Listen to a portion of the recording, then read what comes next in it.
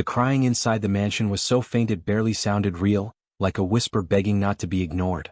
Anyone passing the gates would think the house was peaceful, perfect, untouched by pain. But inside the nursery, time felt frozen in fear. Two tiny lives lay side by side, their faces flushed, their lips dry, their strength slowly fading. The millionaire who owned everything stood helpless at the doorway, afraid to step closer, afraid of what he might see if he did. Adrian Cole had negotiated deals that changed industries. He had faced losses that would have crushed ordinary men. Yet nothing in his life had prepared him for this moment, watching his twin babies turn away from every bottle, every hand, every attempt to help.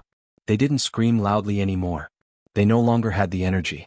Their cries had become thin, broken sounds that cut deeper than any scream ever could. Doctors had come and gone. Specialists shook their heads. Nurses followed every instruction perfectly. The room itself was flawless, temperature controlled, lights soft, silence respectful. Everything money could buy had been placed around those cribs. And still it meant nothing. The twins refused to eat as if food itself frightened them. Adrian rubbed his tired eyes, his hands trembling. He hadn't slept properly in days. Every hour felt like a countdown he couldn't stop. He whispered their names again and again, hoping his voice alone might pull them back. But when he reached for them, their tiny faces turned away, their bodies tensing as though the world itself felt unsafe. A terrifying thought crept into his mind, one he tried desperately to push away. What if love wasn't enough? What if being present wasn't enough? He had stayed when others left. He had given up everything to be here. And yet, standing there, surrounded by luxury that suddenly felt cold and useless, Adrian felt smaller than he ever had in his life. He didn't know it yet, but the answer he was searching for wouldn't come from wealth, science, or authority. It would arrive quietly, through someone no one was looking at, someone whose heart carried something money never could. Adrian's mind kept circling the same painful question. How could two children born into everything seem to reject life itself? The answer, he feared, lay in the past he had tried not to revisit. Long before the twins were placed in those cribs, before the silence and the weak cries, there had been distance, quiet, invisible, and deadly. Their mother, Serena, had never imagined herself in a world slowed by feedings and sleepless nights. She was brilliant, driven, always chasing the next achievement. When Adrian spoke of family dinners and laughter filling the house, she listened politely but never truly leaned in. Her silence had been gentle at first, then firm, then absolute. She wanted a future that moved fast. Children, to her, felt like anchors. When she discovered she was expecting twins, fear outweighed joy. Adrian tried to reassure her, promising support, help, and understanding. But promises couldn't quiet the storm inside her. To Serena, motherhood felt like a door closing on the life she had worked so hard to build. One morning she was gone. No argument. No explanation.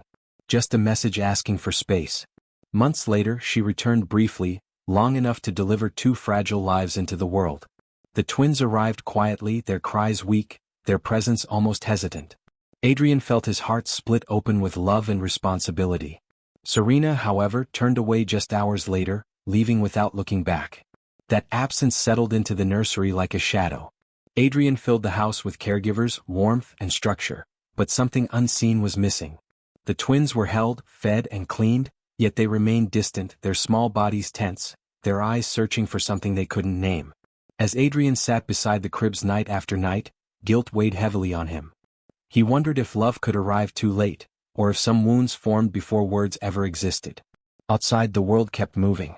Inside, he was trapped in a moment where every breath his children took felt uncertain. He still believed there had to be a way forward. He just didn't know yet that help would come from the least expected place, guided not by training or status, but by instinct and quiet compassion. The days that followed blurred into a single stretch of exhaustion. Adrian stopped counting hours and started counting cries. Every sound from the nursery sent a sharp jolt through his chest. He learned to recognize the difference between hunger, discomfort, and pure fear, but no matter which it was, the outcome stayed the same. The bottles were refused. The tiny mouths closed. The fragile bodies trembled as if protecting themselves from something only they could sense. Caregivers arrived with confident smiles and impressive resumes. They followed routines with precision, adjusted temperatures by fractions, measured every drop of milk, and whispered calming words learned through years of experience. Adrian watched closely, desperate for even the smallest sign of progress. But within days, sometimes hours, their confidence faded. One by one they left the house, shaken and silent, unable to explain what was happening. Adrian began carrying the twins himself through the long nights, pacing the halls until his legs burned. He spoke to them softly about the future, about mornings filled with light, about laughter, about how wanted they were. Yet when feeding time came, their resistance returned, stronger than before. It felt as though his fear traveled straight from his heart into theirs. Finally, he turned to a quiet elderly doctor known less for reputation and more for patience. The man didn't rush. He observed. He sat in the nursery for hours, watching how the twins reacted to sound, touch, and tone. He noticed how they stiffened when hands approached too quickly, how their breathing changed when anxiety filled the room. After days of silence, the doctor spoke gently. Physically, the children were healthy. The problem wasn't their bodies, it was their sense of safety. New lives, he explained, don't just need care. They need calm, warmth, and emotional steadiness. They need to feel chosen. Adrian's heart sank. He loved his children more than anything. Yet love wrapped in fear can feel overwhelming, even to the smallest hearts. The doctor's final words lingered painfully. The twins needed a consistent, nurturing presence. Someone who offered comfort without urgency, love without expectation. Adrian left the room shaken, unsure how to provide what money, effort, and determination hadn't. He didn't know that the answer was already under his roof, waiting quietly, unseen, ready to change everything. The house fell into an uneasy stillness after the doctor left, as if even the walls were holding their breath. Adrian sat alone in the dim living room, the weight of the words pressing down on him. A nurturing presence. Calm without urgency. Love without expectation. He replayed the phrases again and again, searching for a solution that didn't seem to exist. He couldn't bring back the past, and he couldn't force emotions where they had never grown. That was when a soft knock broke the silence. Mrs. Harper, the longtime housekeeper, stood at the doorway with her hands folded tightly. She had worked in the home for over a decade, moving through its rooms quietly, rarely drawing attention to herself. Her eyes carried concern, but also hesitation, as if she was stepping into something far beyond her place. She explained that the last caregiver had left that morning, overwhelmed by the constant crying. Then, almost as an afterthought, she mentioned someone she knew, a young woman named Mira. Mira had recently arrived in the city, struggling to find steady work. She had helped raise her younger siblings back home and was known for her patience and gentleness. Adrian barely listened at first. His mind felt numb, drained of hope. Still he nodded. There was nothing left to lose. Within hours, Mira arrived at the house. She looked ordinary, no impressive credentials, no polished confidence. She stood nervously at the nursery door, taking in the fragile scene with quiet attention. Instead of rushing forward, she paused. She listened. The twins' weak cries filled the room, and something in her expression softened. She didn't ask questions or offer solutions. She simply sat beside the cribs, breathing slowly, letting the tension settle. When feeding time came, Mira didn't reach for the bottle right away. She hummed a gentle tune, one so soft it felt like memory rather than sound. The room changed. The crying eased just slightly. Adrian watched, his heart pounding, afraid to hope. For the first time in weeks, the twins didn't turn away immediately. Something unfamiliar entered the room, calm. And in that fragile pause, a possibility quietly took root. Adrian stood perfectly still, barely breathing, as if even the smallest movement might shatter what he was witnessing. Mira didn't notice him at all. Her focus stayed entirely on the twins, her presence steady and unhurried. She lifted one baby gently, not with practiced technique, but with instinct, as though she understood the language of fragile hearts better than any instruction manual ever could. She held the child close to her chest, allowing him to feel her warmth before introducing anything else. No rush. No pressure. Just patience. Her humming continued, low and rhythmic, syncing with the slow rise and fall of her breathing. The baby's tense body gradually softened. His tiny fists unclenched. The weak crying faded into a quiet sigh. Only then did Mira bring the bottle closer. Not directly to his mouth, but near enough to be noticed. She waited again. Seconds passed. Adrian felt his heart pounding in his ears.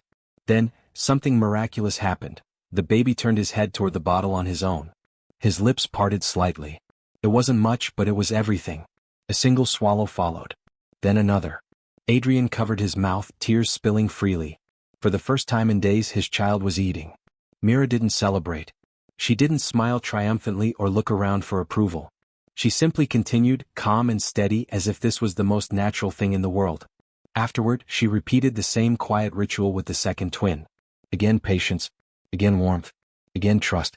And again the impossible became possible. That night the house felt different. The air was lighter. The cries softened into gentle sounds of rest. Adrian realized something profound. His fear had been loud, constant, overwhelming. Myra's care was the opposite. It was silent strength. He finally understood what the doctor meant. The twins didn't need perfection. They needed peace. And for the first time since they were born, peace had found them. Morning light filtered gently into the nursery, revealing a sight Adrian had almost forgotten how to imagine: quiet. Not the tense, heavy quiet of fear, but a peaceful stillness broken only by soft breathing. The twins slept deeply, their faces relaxed, their tiny chests rising and falling in steady rhythm. Adrian stood there for a long time, afraid that blinking might undo everything. From that day on, Mira became a constant presence. She arrived early and left late, never complaining, never asking for more than what was needed. She spoke softly, moved slowly, and treated every moment with the twins as something sacred. Feeding times turned into calm rituals. No pressure. No fear. Just warmth, patience, and trust. With each passing day the twins grew stronger. Their cries changed, from fragile pleas into healthy sounds filled with life. Adrian noticed another change too, within himself. He learned to slow down, to breathe before reaching out, to offer love without desperation. Mira never lectured him. She taught simply by example. Watching her, Adrian realized that love wasn't proven by how much you tried, but by how safe you made someone feel. Weeks later the doctor returned. He smiled when he saw the twins, now alert and curious, their eyes bright with presence. He said nothing more than, "They feel secure now." That was enough. One evening, as Mira prepared to leave, Adrian stopped her. His voice trembled as he thanked her, not just for saving his children, but for teaching him how to truly be there for them. Mira smiled gently and said something he would never forget: "Sometimes hearts just need quiet hands." Years later, when the twins would run through the house laughing, Adrian would often think back to that fragile beginning. He would remember how, in a home full of wealth, it was humility, patience, and quiet compassion that changed everything. And he would never again underestimate the power of gentle love to save a life. Years passed, yet the memory of those fragile days never loosened its grip on Adrian's heart. Even now, watching the twins race across the garden with laughter echoing behind them, he sometimes felt that same quiet shock, like waking from a dream and realizing it was real. Their strength, their joy, their endless curiosity all felt like gifts that could have slipped away if even one moment had gone differently. What stayed with him most was not the fear but the lesson. He remembered how close he had come to believing that effort alone was love, that providing everything meant protecting everything. Mira had changed that without ever saying a word. She had shown him that love is not loud. It does not rush. It does not demand proof. It simply stays. As the twins grew, Adrian made a promise to himself. No meeting, no deal, no ambition would ever matter more than being present. He learned to sit on the floor with them, to listen without correcting, to hold them without checking the time. When they were afraid, he stayed calm. When they were uncertain, he offered reassurance instead of urgency. Mira eventually moved on to build a life of her own, but her presence never truly left the house. It lived on in the gentler rhythm of their days, in the way the twins trusted the world, in the man Adrian had become. He made sure they knew her story, not as a miracle but as proof that kindness can change direction when nothing else works. And if anyone ever asked him how his children survived those early days, Adrian would pause, smile softly, and say the truth. It wasn't wealth. It wasn't knowledge. It wasn't control. It was one quiet heart that knew how to make two smaller hearts feel safe enough to begin.